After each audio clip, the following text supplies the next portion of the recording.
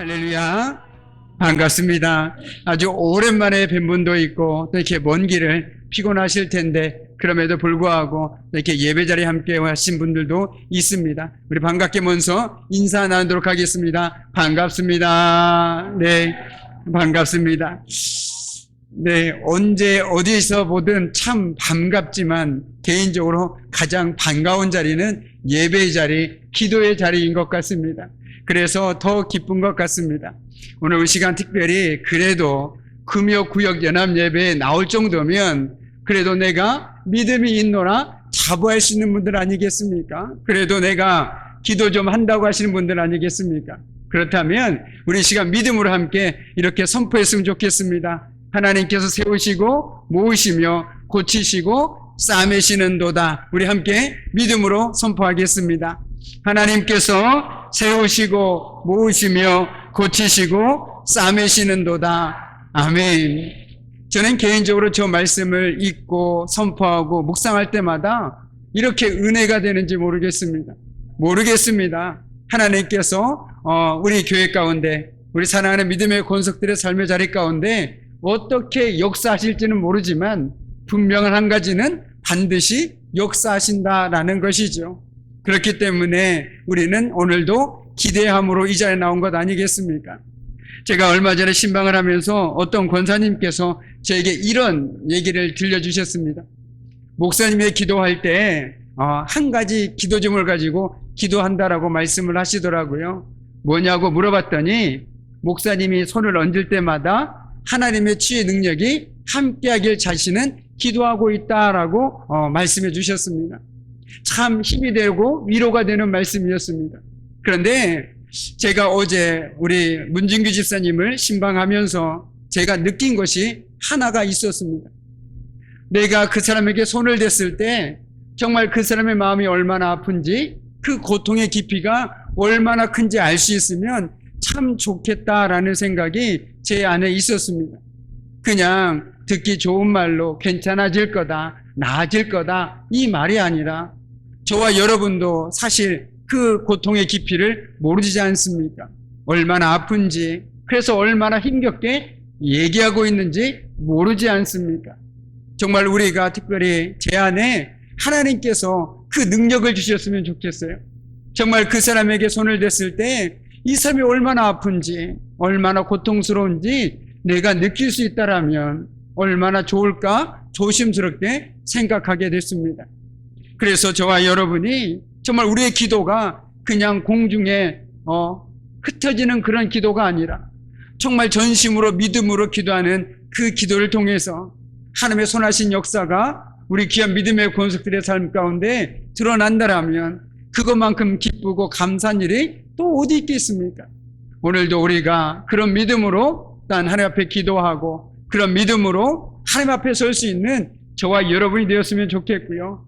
하나님께서 특별히 저를 위해 기도해 주실 때 치유의 능력이야 하나님께 주시는 것이고 제가 누군가에게 손을 얹어서 기도할 때 하나님 그 사람의 마음이 아프다면 그 마음의 깊이를 깨닫게 해주시고 육신이 연약하다면 얼마나 고통스럽고 얼마나 아픈지 느끼게 해주셔서 정말 그냥 듣기 좋은 말이 아니라 정말 진심을 다해서 정말 기도할 수 있는 제가 되게 해달라고 함께 기도해 주시면 감사하겠습니다.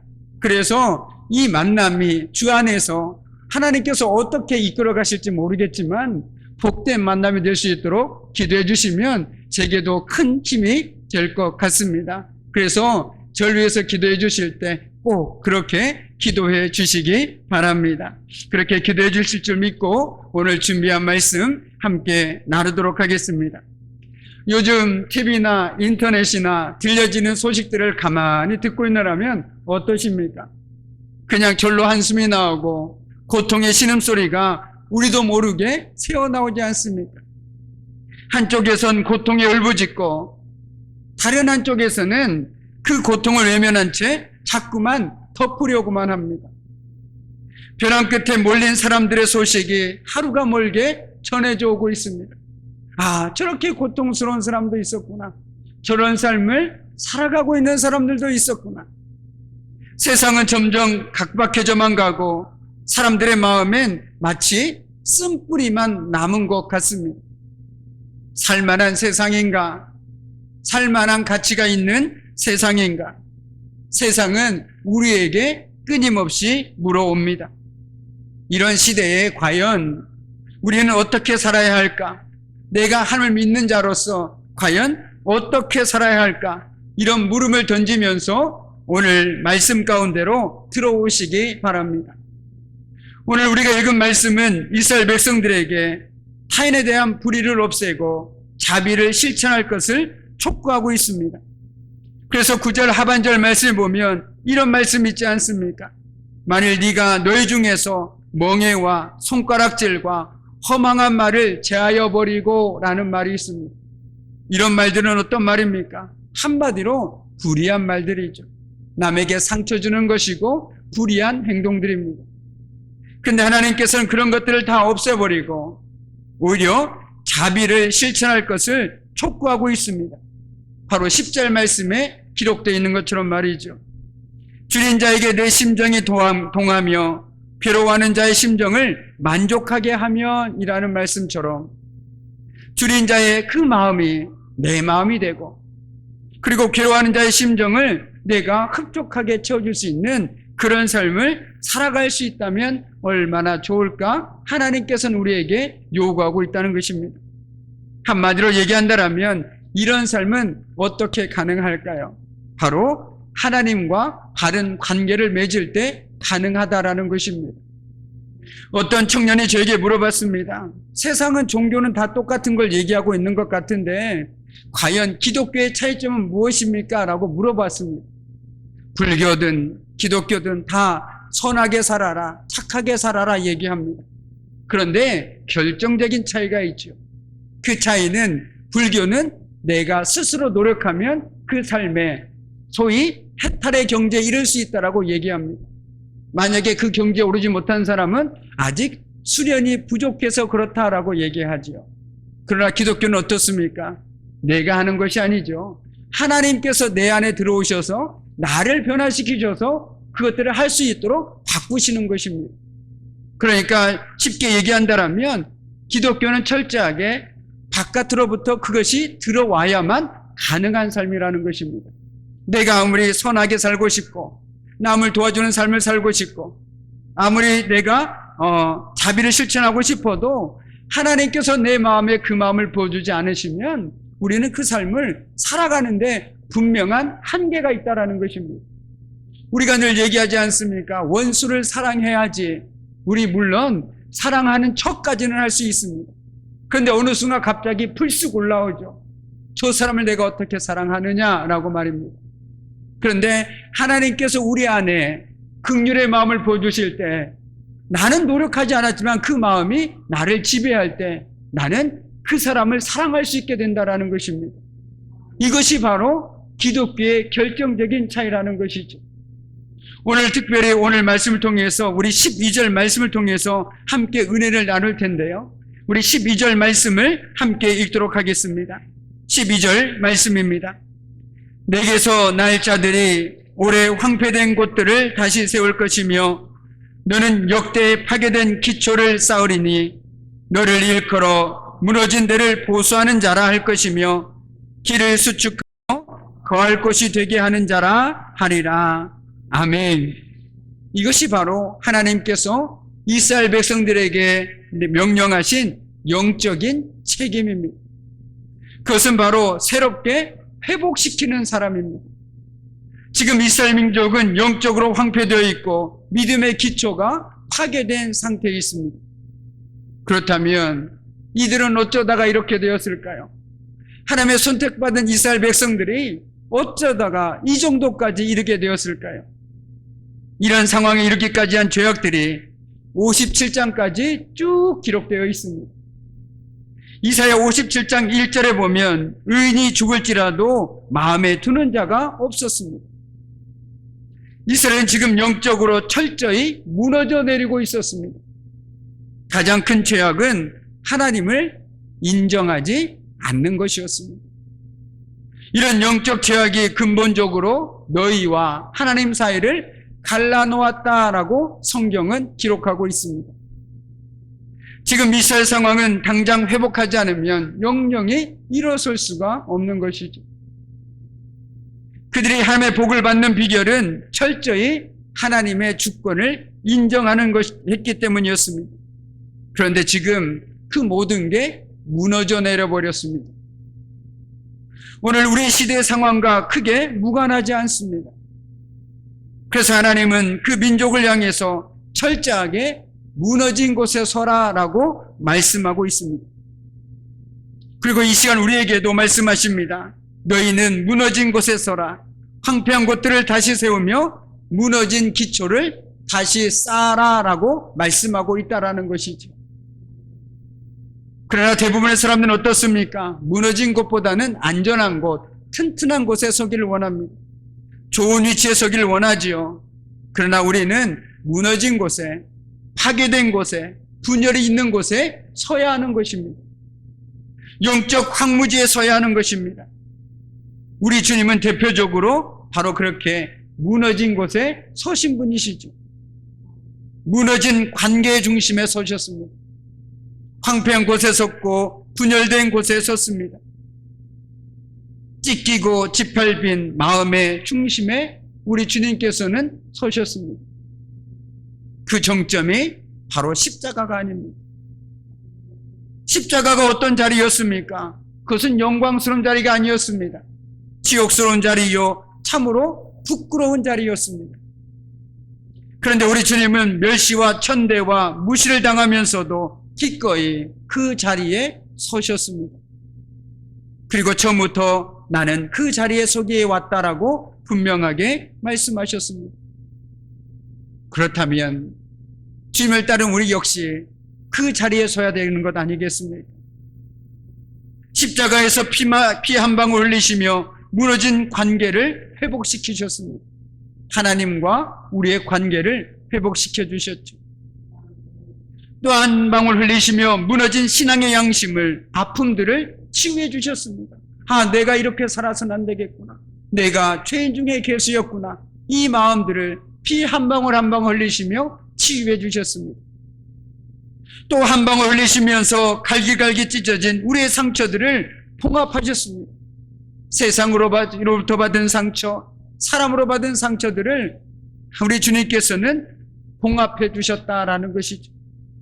소망 없는 이들에게 소망의 이유가 되셨고 연약한 자들에게 능력이 되어 주셨습니다.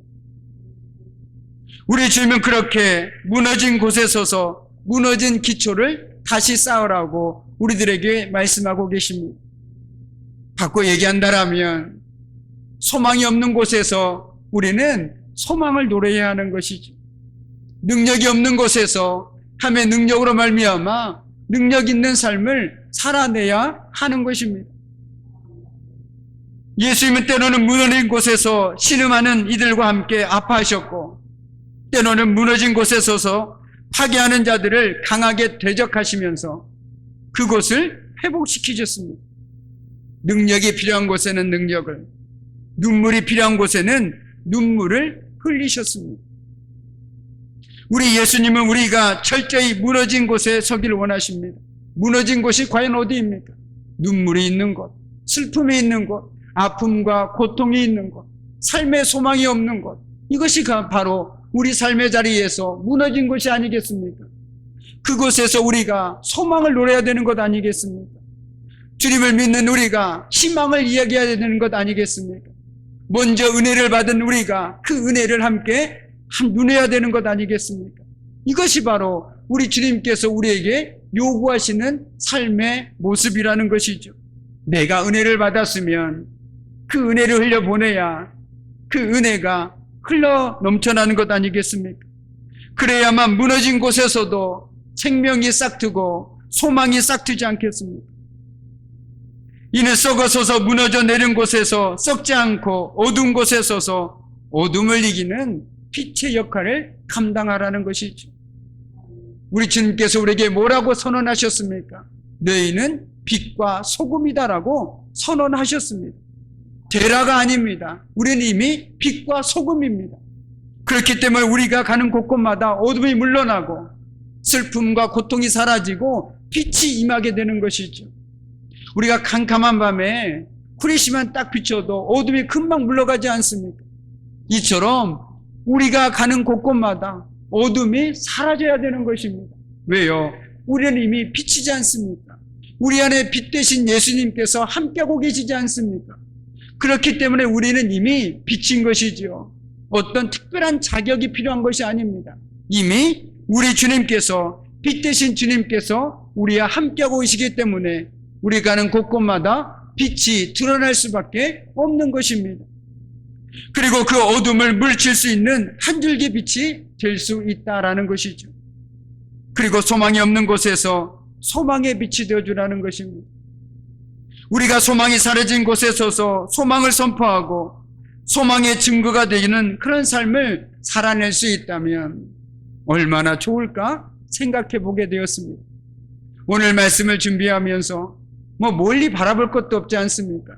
우리 주변에 아픔이 있고 고통이 있고 슬픔이 있고 삶이 어려운 사람들에게 그저 우리가 아무 말을 하지 않았는데도, 우리가 가져 손 한 번만 잡아줬는데도 그 사람이 내가 다시금 살 소망을 얻는다라면 얼마나 생각만 해도 기쁘시겠습니까? 얼마나 행복하시겠습니까? 이것이 바로 신앙의 맛이 아닐까, 그런 생각들을 하게 되었습니다.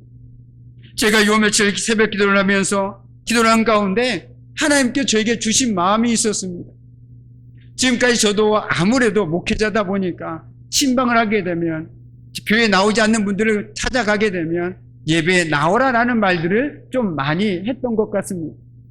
그런데 하나님께서 제게 주신 마음은 어떤 마음이었냐면 그냥 가라는 것입니다. 굳이 아무 말 하지 말라는 것입니다. 굳이 가서 손 한 번 잡아만 주고 기도 한 번만 하고 오라는 것입니다. 굳이 예배에 와라, 교회 와라 그 말 하기보다 가서 더 한 번 찾아가서 손 잡아주고 안아주고 들어주는 것, 그것이 더 필요하지 않나라는 마음을 주셨다라는 것이죠. 그런데 가만히 생각해 보니 이미 제가 가는 순간 그 상대방들은 목사님이 또 예배 오라나 보다 이미 알고 있는 것 아니겠습니까? 그러나 내가 그 말을 하지 않고 그냥 손잡아주고 기도만 해줘도 그것만으로도 충분하지 않을까라는 생각을 하게 되었다라는 것이죠. 저와 여러분이 굳이 내가 아무 말 하지 않아도 이미 내가 누구로 가는지 다 알고 있지 않습니까? 장동교회 교인으로 내가 찾아갔다는 것 이미 다 알고 있지 않습니까? 그런데 내가 찾아갔을 때 위로를 받고 기쁘고, 그래도 내가 교회를 안 나가는데 나를 잊지 않고 찾아준다니 참 고맙다, 이 마음들이 쌓이고 쌓이면, 그리고 하나님께서 그 가운데 역사하시면, 하나님께서 회복시켜 주시면 이 자리에서 함께 예배드릴 수 있는 그날이 속히 오지 않겠습니까? 하나님의 일은 하나님의 때에 결정되는 것 아니겠습니까? 내가 결정한다고, 내가 마음 먹는다고 내 뜻대로 되는 것 아니지 않습니까? 정말 우리가 그 마음으로 우리 주변에 있는 사람들에게, 물론 때에 따라서는 예수를 믿으라라고 말을 할 필요도 있겠죠. 그러나 때로는 그냥 손만 잡아주고 그냥 기도해주고 돌아서는 것도 필요하지 않을까 생각되어집니다. 많은 말을 하는 것보다 조용히 들어주고 오는 것만으로도, 한번 안아주고 오는 것만으로도 충분하지 않을까라는 생각을 하게 되었다라는 것이죠. 저는 이것이 바로 정말 무너진 곳에 서서 살아가는 삶이라고 생각했습니다. 우리는 다 우리 주변에 다 사람과의 관계 속에 살아가지 않습니까? 오늘 말씀을 들으면서 누군가가 떠오르신 분도 있을 수도 있을 것입니다. 그 사람을 위해서 기도를 하시든 어떤 모양이든 정말 중요한 것은 우리 주님께서는 우리를 통해서 그 사람에게 빛이 비춰지길 원하고 계시다라는 것이죠. 그 사람이 다시금 세워지길 원하고 계시다라는 것입니다. 그 사람이 회복되어지길 원하고 계시다라는 것입니다. 누구를 통해서요? 우리를 통해서 말입니다. 우리의 복된 걸음걸음을 통해서 그 사람들이 회복되어지길 원하고 계십니다. 우리가 축호전도를 왜 합니까? 물론 우리가 가서 선물을 나눠주고 예수님을 믿으라고 영접할 권면하기도 하지만 이미 우리의 걸음이 시작되는 순간 저는 하나님의 역사는 시작된다라고 믿습니다. 우리가 가는 곳곳마다 이미 하나님께서는 앞서 행하지 않았습니까? 그렇기 때문에 우리가 내가 하는 거다라는 것을 다 내려놓고 그냥 있는 그대로 가서 손잡아주고 기도하고 그것만으로도 저는 충분하다고 생각합니다. 왜요? 우리 혼자 하는 게 아니니까. 우리 뒤에는 하나님께서 함께하고 계시지 않습니까? 그리고 우리가 원하는 것보다 더 하나님께서 원하시지 않습니까? 천하보다 더 귀한 한 영혼이 돌아오기를 원하시는 분이 우리보다 더 하나님이 아니십니까? 그 하나님께서 더 회복시키시길 원하고 계시지 않겠습니까? 그렇기 때문에 오늘 우리가 다시금 우리가 먼저 믿음 안에 굳건히 서서 정말 믿음의 길을 열어갈 수 있는 사람이 될 수 있으면 좋겠습니다. 저 사람만 따라가면 믿음의 길을 따라갈 수 있다. 그렇게 내가 앞장서서 믿음의 길을 정말 만들어내고 또한 더불어서 우리가 이 시대 가운데 무너진 곳에 서서 그 아픔을 함께 공감하면서 그 아픔을 위로해주고 회복시켜주는데 쓰임받을 수 있는 저와 여러분의 복된 인생이 되기를 이 저녁에도 주님의 이름으로 간절히 축복합니다.